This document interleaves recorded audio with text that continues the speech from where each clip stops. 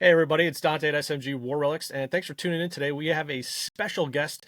His name's Ran Zhu. You may know him from Facebook, seeing him at some of the shows.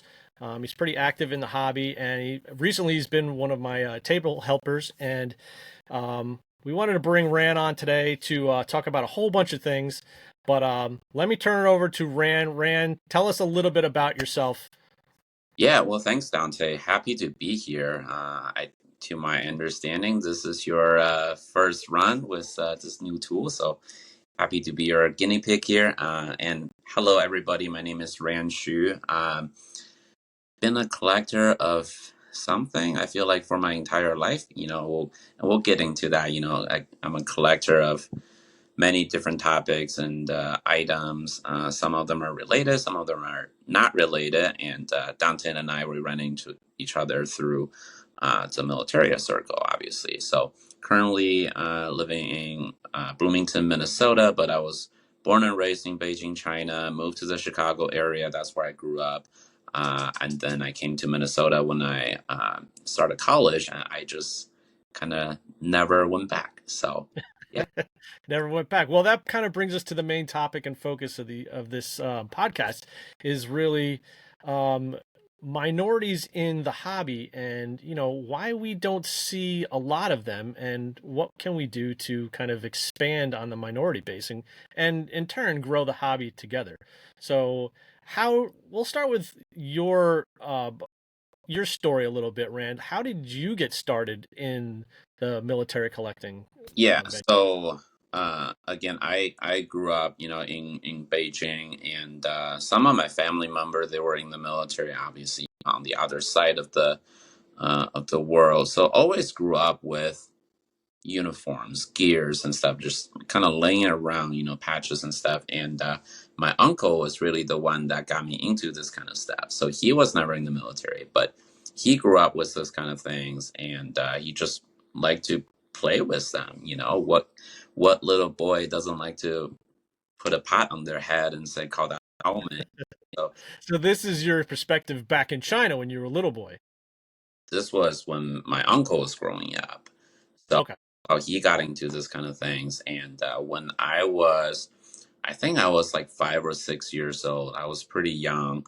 One time he took me to a surplus store, and I'm gonna say like this is probably the same situation anywhere you go around the world. Like just 10, 20 years ago, when you go into a surplus store, a military surplus store, you can find a lot more collectibles back in the days than now, which is now a lot of just used beat up uniforms, no name attached or whatsoever. So yeah, so this one time he took me into a surplus store, and I didn't know what I was looking at, and he was like, "Well, if there's one thing that you can pick from here, like what would that be?" And then I pointed at the 1/6 scale action figure that's on the shelf. So and that was kind of my intro to the military world, just that like you see soldiers and whoever in the military wearing this stuff, but like you can actually own a piece of it and just appreciate that. Granted, the action figure is a little bit different from the actual items, but that was a pretty cool intro for me because you play with the figures, and you break things, you wonder what you broke, and you figure out how to put it back on together. It GI Joe, right? Like everybody, well, I don't know anymore, but back in the days I think a lot of people will have one of those laying around. So yeah, so that was really my first exposure to, I think, the military circle. Just being very young, like there wasn't a whole lot that I could do with it. But earlier I said like collector of many different things. So I think somehow I got into collecting coins and currencies. Nothing too valuable, but mostly just whatever I could find in like pocket change and stuff. So I grew up in a time that the Chinese government, they were switching the currency design. So I thought that was really cool, as we were spending these new currencies and stuff. If I see an old one in circulation, I'll keep it. And that was pretty easy to do. And from there, um, my dad got me into, I was like, okay, like you're collecting these everyday currencies and coins from Pocket Change. uh let's go to a coin store. Let's see what are some of the stuff that you tucked away, like how much they're worth. So that kind of got into, collecting things by buying them, spending your money on collectible items and things like that. um yeah, what else did I collect during COVID? I started to collect rocks, during COVID. That I think we all have rocks in our heads, at least.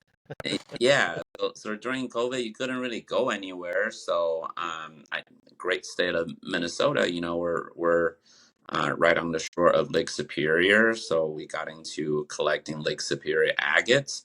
It was a really cool way of getting out there to the nature. You don't have to worry about social distancing, and you just appreciate the nature and pick up things in there, here and there. And then what else do I collect? All kinds of stuff. But yeah, I think just overall that appreciation for histories and things like that, and whatever item I find, try to learn a thing or two about it. So yeah, Well, you brought up a an interesting point about um, collecting coins first, and then kind of that was like, a gateway drug, if you will, and it kind of segued over to the militaria stuff. And I find that that happens in the US all the time. My own father, yeah, that's how he started his business as a rare coin dealer. And then people, it just, for some reason, they're related in terms of, I guess, maybe the type of person that collects, that has a collector bug in them. And if you're in the coin or paper money hobby, inevitably you will run into World War II or earlier paper money and coinage, and other numismatic related things, and it kind of bridges the gap between the two hobbies, I think. And then I think people are just like, oh, well, this militaria stuff is kind of cool. Like, tell me more about this. Let me see about this. And I really think if it wasn't for the coin collectors getting into the militaria aspect of it, we would all just collect junk, because we would just be like, oh, here's a sword. Any sword is a good sword, right? But I think the coin collectors had an appreciation for quality and condition more than anything. And I think that those types of collectors really drive the market as far as looking for those really nice condition items. And that kind of sets the price for those premium items. I agree with you. And I was just thinking about that the other day. Like I feel like most coin collectors, like you mentioned it, right? Like they start putting those coins away, like I did when I was a kid, because we were using them. We had that connection, and just recently in the news that the penny is going away in the U.S., and Yeah. that's a pretty big milestone, in our society. And who's to say in 10, 20 years or 30 years that we're gonna be a completely, coinless or cashless society? And if that day ever does come, what does that mean for coin collecting, but also just collecting in general? I think that's gonna Yep. be pretty interesting to kind of keep our eyes out for. So after you moved to the U.S., how old were you when you moved to the U.S.? I was 14. Yeah, I was 14. Okay, so you already had that collector bug at that Right. point. So when did it transition more to like, oh, I don't know what to call it, like adult collecting, like collecting with a real purpose? When did that happen?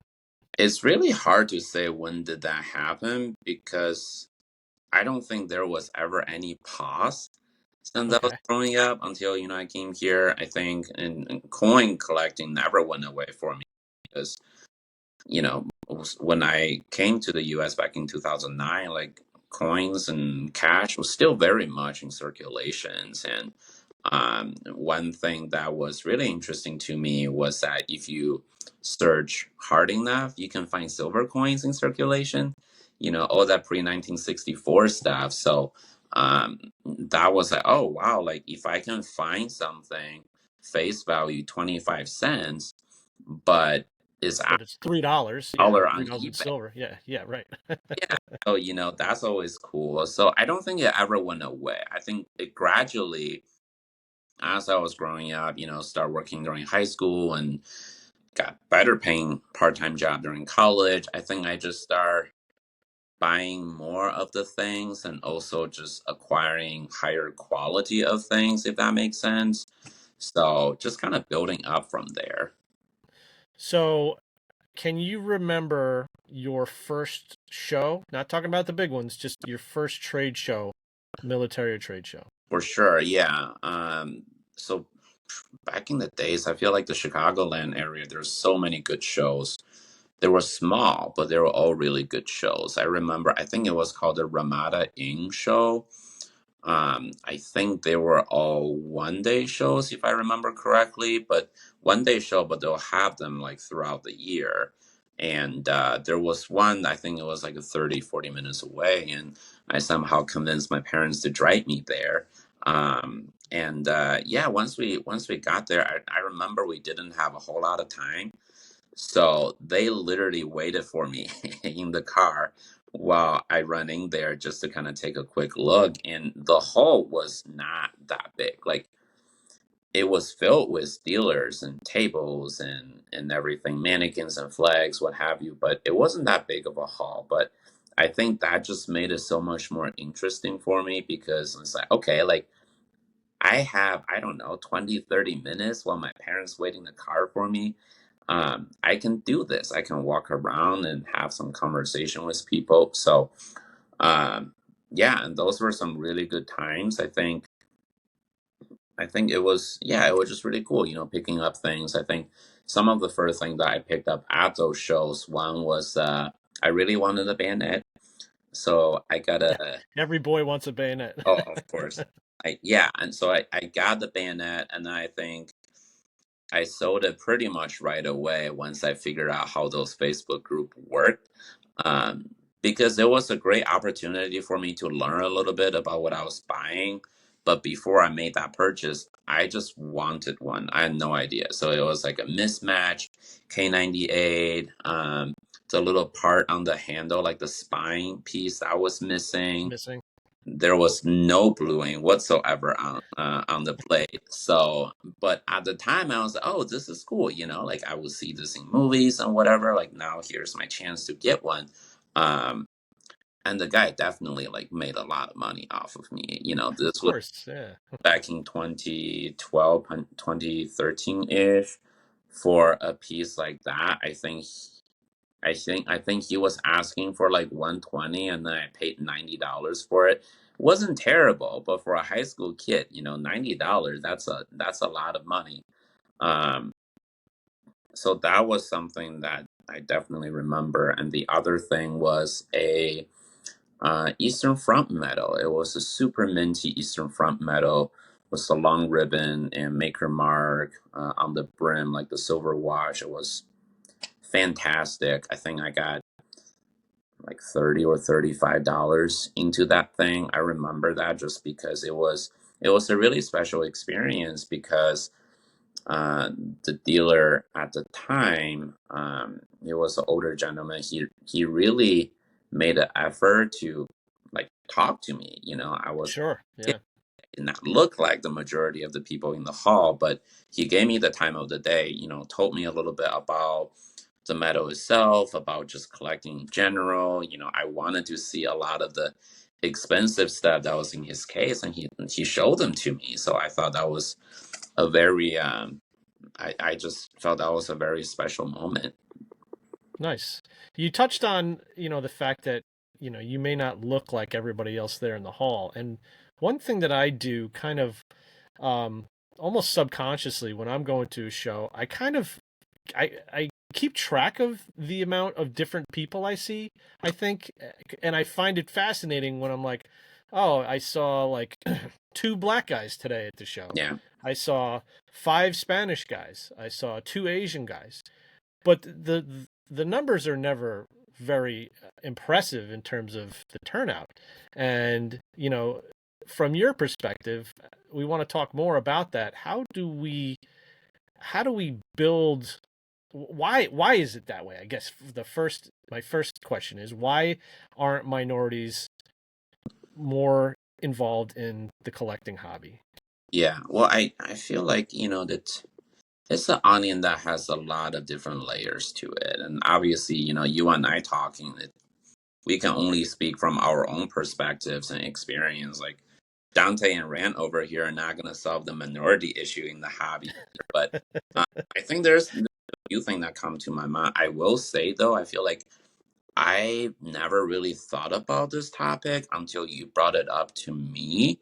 But since we chatted, I think there's a few things that come to my mind. One is that people will always do what they want to do, and people will always just collect what they want to collect. And one thing for me is to kind of think like, if you ask me why I collect the things I collect, I don't know. I just think they look cool. I think they have a lot of history to. But I think for most people, like what if I was a minority person that just came to this country, or if I was second generation from whichever of the continent that we can talk about, is like, what connection do I have with items from a specific conflict? If I was born and raised from, one of the African countries or one of the South American countries, what connection do I have from a uniform from the Vietnam period? you know Right. so I think that's one thing, and the other thing really just comes down to retail in general. And you and I, we talked about this, at shows and stuff, and you and I all have that retail background. Like, one, you need to create an environment that is welcoming to people, that you want people to, whether that's stepping to the door in the physical store and check out your website. So how do you identify that demographic and target that demographic? I think that's important. And the other point kind of tie back to what I said earlier, like, do you have the stuff that they're looking for?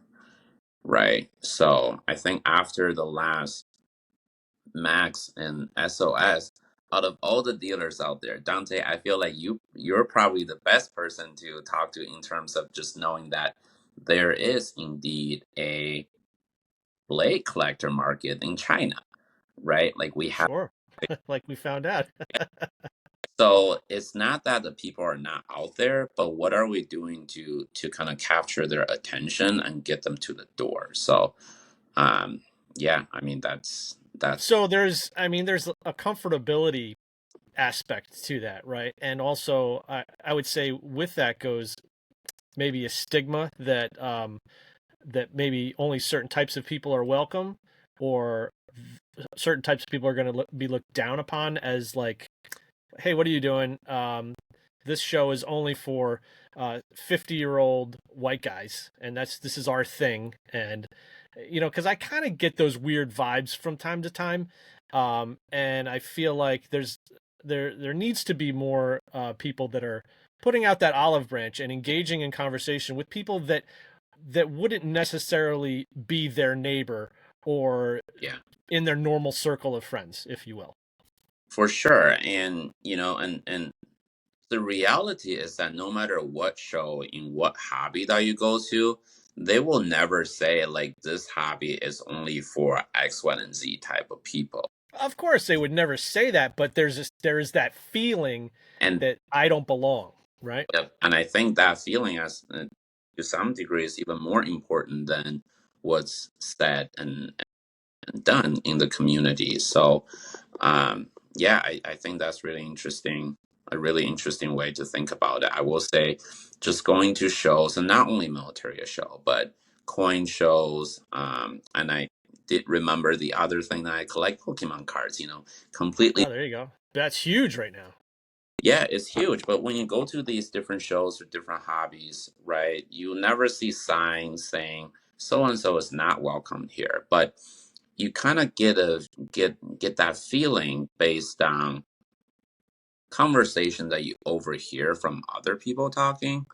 I know you and I talking about minorities in the military hobby, but our friend Jen, right? Like the gender role in the community as well. So I think just over the years, there are definitely things that I will overhear at shows, and I will kind of take a pause and think, was like, did this person mean to say that in public?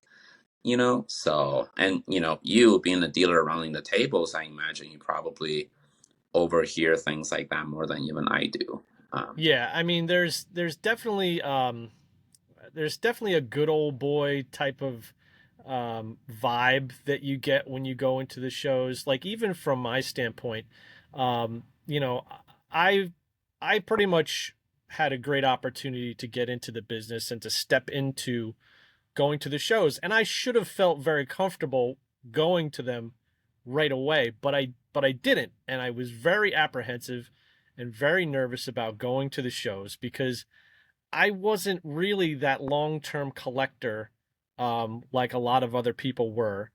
And I had big shoes to fill, so to speak, because I was kind of stepping into the stomping grounds of my father.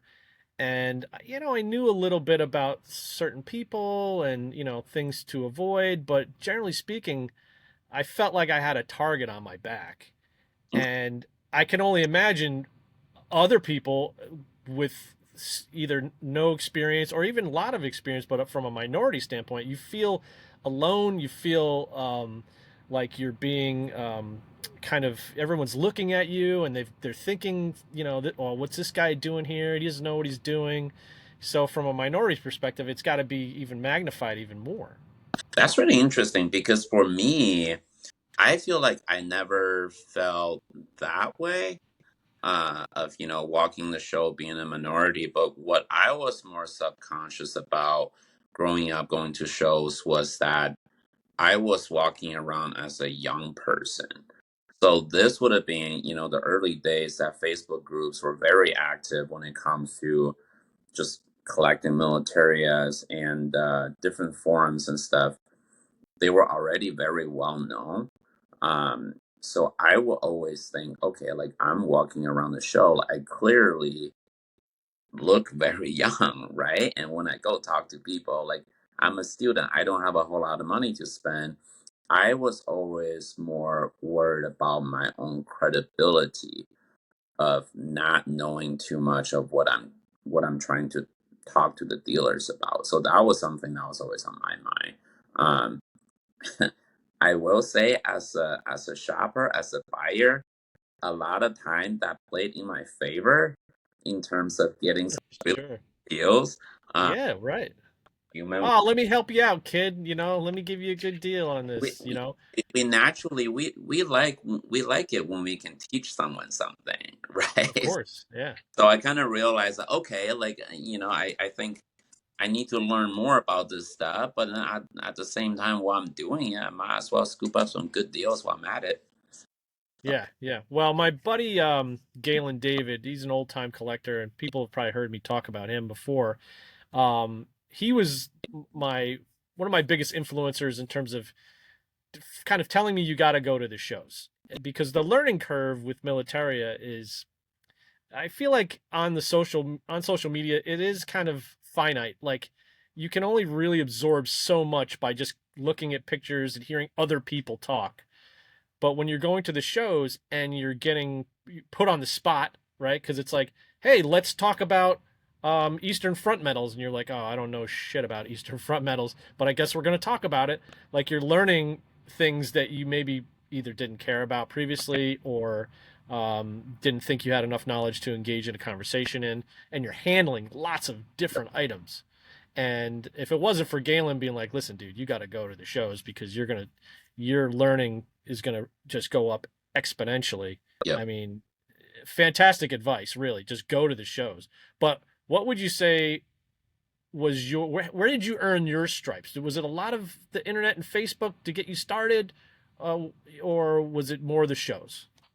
Uh, Probably a little bit of both. I feel like social media and just even the forums. I feel like for at least for my generation, it's probably a little bit more, I guess, more broad and more realistic than going to a lot of shows. Not being a dealer, it's just not really realistic for me to go to several shows a year. In terms of credibility, I think really just I try to learn as much as I can. I try to dive into as many rabbit holes as I can, and what was it, like a 6 month ago, you and I had a discussion on the police ego, right? And I sent you that forum link. That was a long freaking article. So I I try to, when I find stuff like that, I try to really just dive deep into it and look for those differences and in whatever the author of the article is pointing them out. And if I have any items by me, I'll take them out and do some comparisons. And that's really time consuming. So I think a few years ago when the Facebook groups are a lot more active than now, I think it's kind of start back up a little bit. But there were a lot of questions. You know, people would use Facebook group in a forum kind of concept. They'll post some pictures, ask some questions, and then I kind of use that kind of post as an opportunity for me to learn. So okay, like here's a Facebook expert answering the question. Like, does my knowledge from what I learned align with what that person's saying? If yes, that's great. If not, like where did it go wrong? Like can I disprove myself or can I disprove that person? I'll do it privately. I never like just openly comment something on people's posts. But I think that's really how I learned about a lot of just the knowledge in general in the hobby. And I think when I do get to have a conversation with, with you, with our friend John, and also involving a lot of the U.S. collector circles, and when we're able to have those conversations and really break things down to say, oh, I'm not just BSing here. Like here's the information that's backing up my claim. I think that was really cool for me over the years to have those kind of conversations. I think that probably helped me with building my credibilities as well. Sure, that makes perfect sense. So let's segue over to the SOS. Yeah. You recently had your first SOS experience, correct? Yeah. No, it was awesome. So growing up and again been looking at the hobby kind of from the outsider lens, always knew there were big shows out there. And when we're talking about big shows, I think also, by the way, I think all the photographers at these shows, they do a really good job. It's like almost like a house listing. You can go to a really shitty house and somehow they make the picture look really. That's Uh, true. Yeah. yeah, so I think just growing up, looking at those pictures, Whitman, I think he's probably the first YouTube influencer for Militaria. Just posting those early days of show videos. Always just wish I could go to one of them. So back in 2018, John and I, we finally made it to my first Max show. I think that was John's second Max show.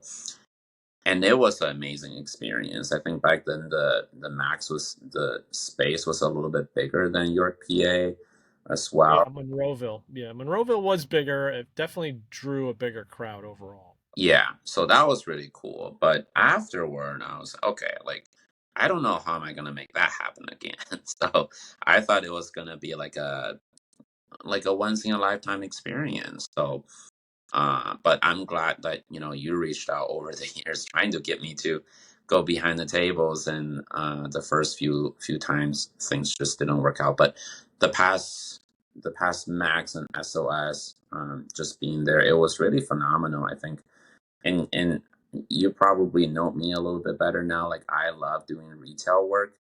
That was Sure. Yeah. my very first job when I was in high school. I was working at a retail store. And this would have been when I was like 15, 16 years old. And part of the job was to try to sell those merchant credit cards. So Oh yeah. at your old jobs, you had to do that. But That was a must. yeah, but it was comical because I was selling something that I didn't know what I was anything about having a credit card. And I even tried to apply for myself for the same credit card I was trying to sell, and I got declined because I didn't have no credit history. Um, but it was really cool because every time I was able to make a sell, like it made me feel really good. And every time you do sell something, you learn something as well, whether you learn a little bit about your own communication style, you learn a little bit about that customer, or if you learn a little bit about the product that you're selling, it's just all knowledge that help you to build up for the next conversation you're gonna have. Um, so yeah, the last SOS, and you and Billy and Josh talked about it. The foot traffic was a lot better than Max. What that meant was that that gave me more opportunity to talk to different customers and different dealers, and it was just a really cool experience for me to learn different things as well, um, and handling different things, things that I probably can never afford, like the sword that you sold, yeah, it was a really fun experience. So you brought up the customer service aspect of the shows and working behind the tables, Yeah, and something that you are very comfortable at, and I feel that I'm very comfortable at that too. But both of us have retail backgrounds, yeah, where you're kind of almost forced to socialize. sure. It's like, well, that's your job. Your job is to make the customer feel, appreciated and welcomed, and you're gonna turn that into money. You're turning that into money in the cash register. But at the same time, there's like, for me, I feel like it's a fulfillment, a self fulfillment. Like, I feel good having good conversations with people. And I don't think, my own perspective is that the majority of the dealers there, well, most of them are not full time, right? Mm. And a lot of them are also just in, and I'm generalizing here, but a lot of them are just not comfortable having conversations with people. Yeah. What do you think about that?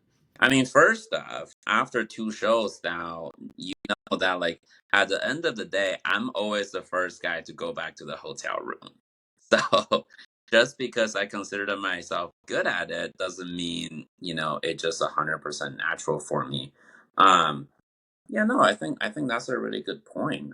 I think across all the different collector circles that I'm in, I feel like if you're a collector, like we are we are all antisocial to some degree. So I mean, we prefer to spend time with these physical items than talking to people. When we are talking to people, it's usually all about the stuff that we collect. So, yeah, no, I think that's a fair observation. I think that's okay. People are all It's okay, but I think that that also has something to do with growing the hobby, right? In terms of potentially hurting the hobby, where if you are a new collector, different. and especially a minority collector, and you go through a show and not a single person says, "Hi, how are you?" Just a simple open-ended conversation, simple open-ended, question. It's like, well, it was like no one cared about me, or I wasn't welcome, or whatever. And I try to reach out to people. Basically, my rule at my tables is, if someone's walking past the table and they're looking, that the expectation is one of us should say, "Hey, how are you? Can I help you find anything today?" It it's a simple thing to do, and for some people, it's like terrifying. They can't do it. And what amazes me is that you have some customers that are shocked that you actually asked them if you could help them, because there's just not a lot of that happening. I think the tricky thing is that, like, yeah, if you're not a full time dealer, or if you only go to one or two shows a day, it's okay to take the time to practice saying that, can I help you find something, and things like that. But the key is that you have to mean it, right? When Sure. you You got to meet it. You got to, if someone says, "Yeah, I'm looking for a particular tinny," and you've got piles of them or books of them, now you got to put in the effort to go through and try to help them find that $15 or $30 tinny, right? Yep, yep. So usually, and I don't know if you notice, but whenever we do have a customer come to our table, after the greeting, the first thing that I always ask is like, so what do you guys collect?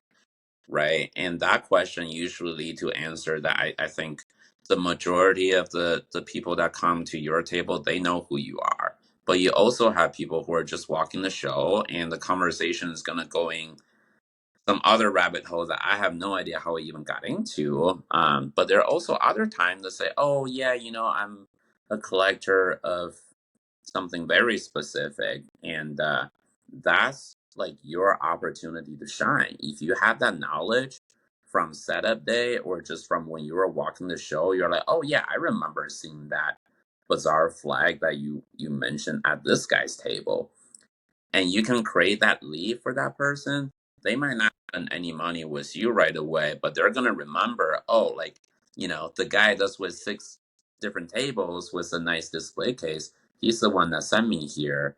And he's gonna remember that. And you do a really good job with the freebies, the giveaways and stuff. So usually when that happens, we usually have a business card kind of just nearby, ready for them. Yeah, I think I mean you know, it goes back to setting that first impression of the interaction that you had, and Yeah. if because I remember my first impressions of a lot of different people, and if they rub you the wrong way, if you feel like they didn't care or that they were slighting you in some way, or if they had this air of superiority over you, you just you're just like, man, that person sucked. I don't care how great their stuff was. I Yeah. don't care how great their prices were. I don't care how knowledgeable they were. If you get that kind of I don't want to be bothered kind of attitude, Yeah. man, you're not going back there. At least I don't. And I know a lot of people feel the same way. I have a lot of customers that are repeat customers, not because I have the best stuff, because Lord knows I have a mishmash of stuff. I never claimed to be the guy who's got nothing but premium items in his cases. You know what? I've got $10 items and I've got $10,000 items. I've got a good selection.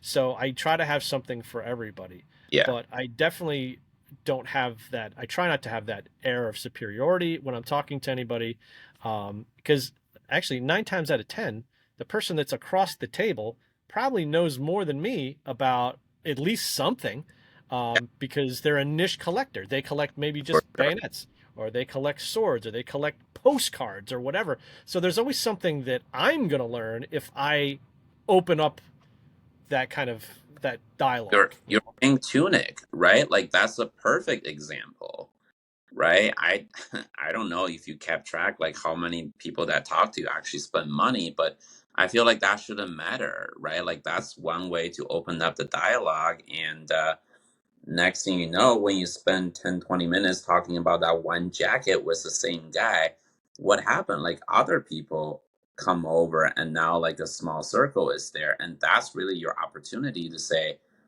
hey, like, I'm Dante and this is my business, and that's going to be that's what makes you stand out. That's your pitch. But if you just have something that's really cool, right? Like a really high end general tunic or whatever on your table, and people come to your table and you can't be bothered to say hello to them, what are they going to do next? They just move along to the next table, right? right? So, You're like, yeah, that asshole's got a nice item, but right. I didn't talk to him because he didn't talk to me, and 100%. whatever.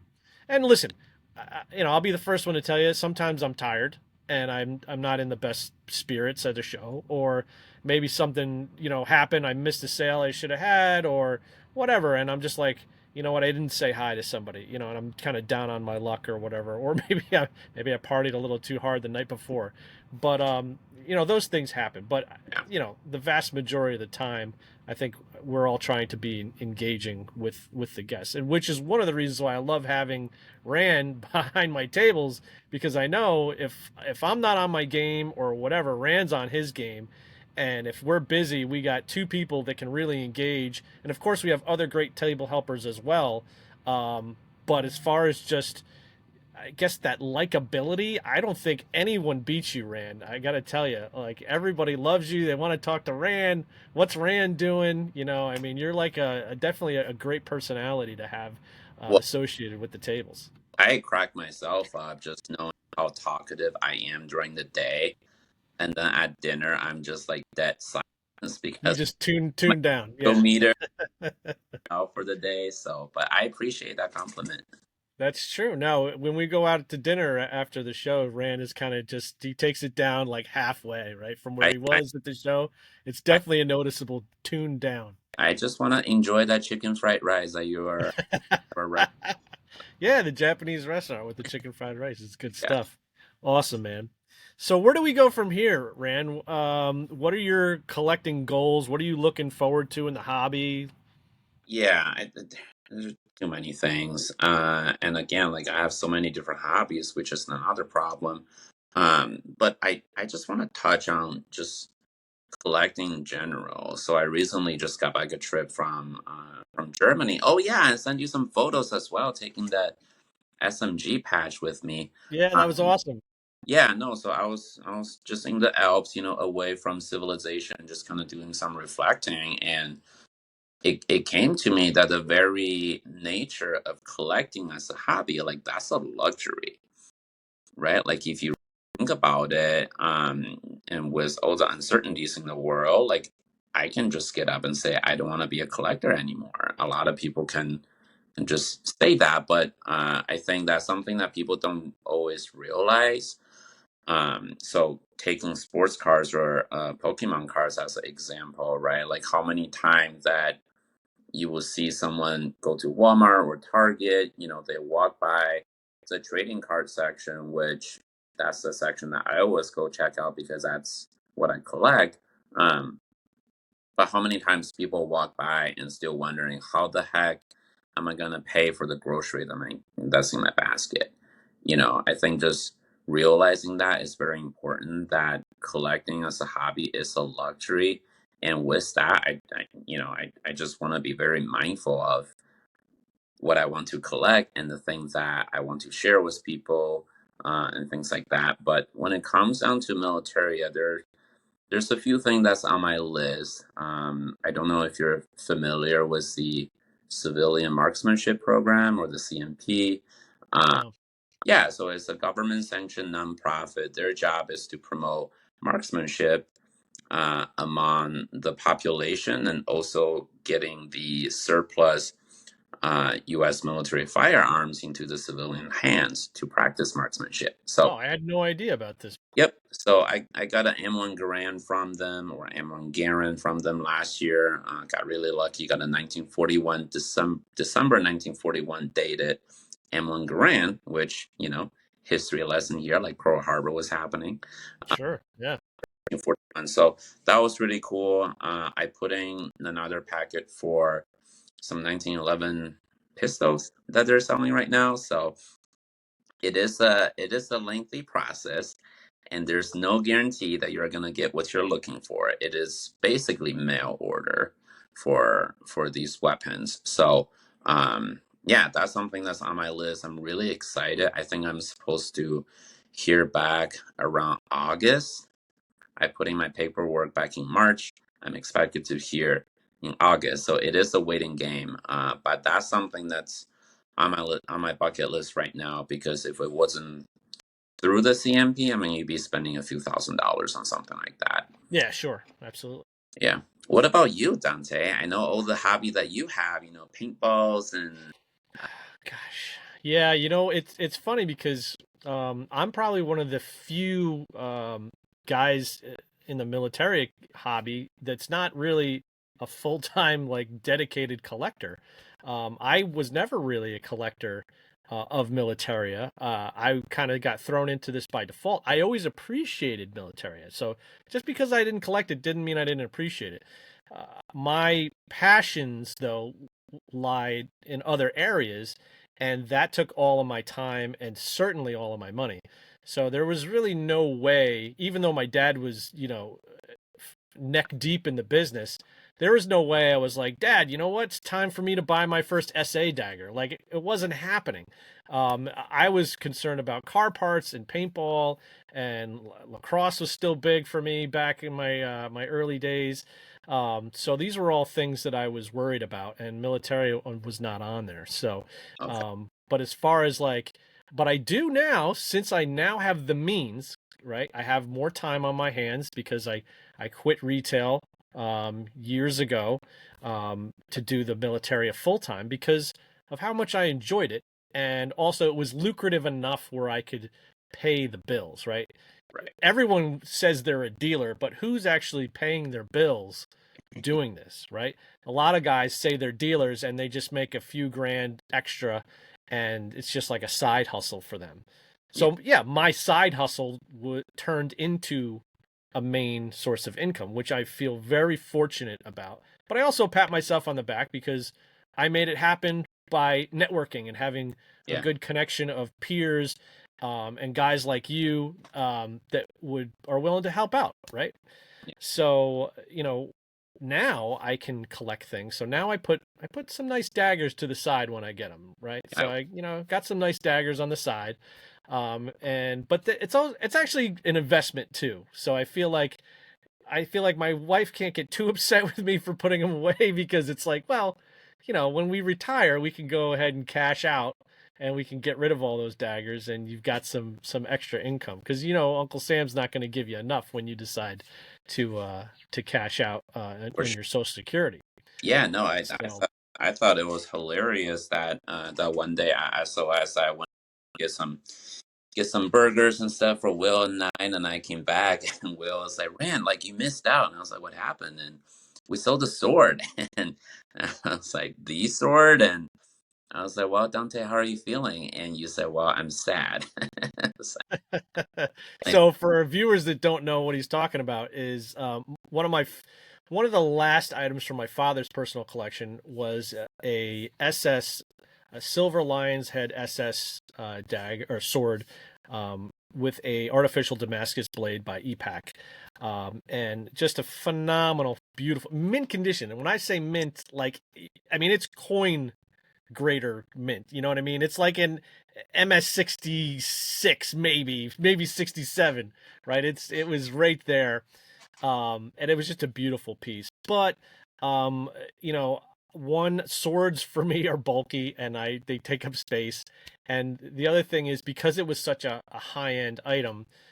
I actually worry about those super high end items being a problem to sell quickly when you need to, because you're going to take it in the shorts, so to speak, because you're waiting for that right buyer to get that right premium dollar, and if you just dump it on an auction, you might get half or a third of what it's actually worth.